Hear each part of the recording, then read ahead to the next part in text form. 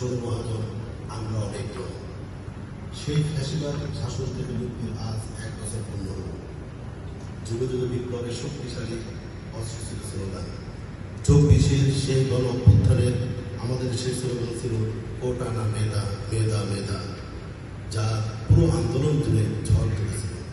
5ই August 2024 এক রক্তাক্ত অভ্যুত্থানের দিন ছিল। সেদিন ছাত্র জনতার অভূতপূর্ব অভ্যুত্থানে ফ্যাসিবাদ শাসনের মসনদ ঘুরিয়ে দেওয়া হয়েছিল। আর সেই ফ্যাসিবাদ সরকার দেশ ছেড়ে পালিয়ে যেতে বাধ্য হয়েছিল। শত শত মানুষের জীবনদান আর বঙ্গুত্ব বরণের মধ্য দিয়ে একটি বিজয় আসার এক স্বাধীন রাষ্ট্রে বাংলাদেশে একটা স্বাধীন অধ্যায় সূচনা করেছিল। ছাত্র জনতার রক্তাক্ত এই দিনটি, এই ইতিহাস আমাদেরকে একটা নতুন বাংলাদেশ গড়ার স্বপ্ন জাগিয়ে তোলে।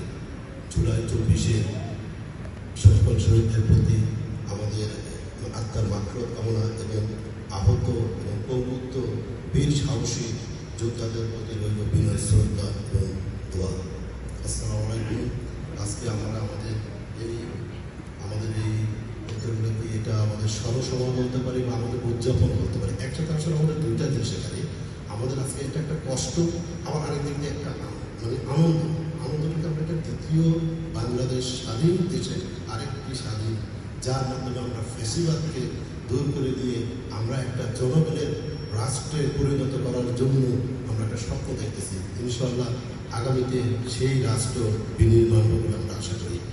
এই মুহূর্তে আমরা আমাদের এই প্রোগ্রাম শুরু করতেছি কোরআন তেলাওয়াতের মাধ্যমে।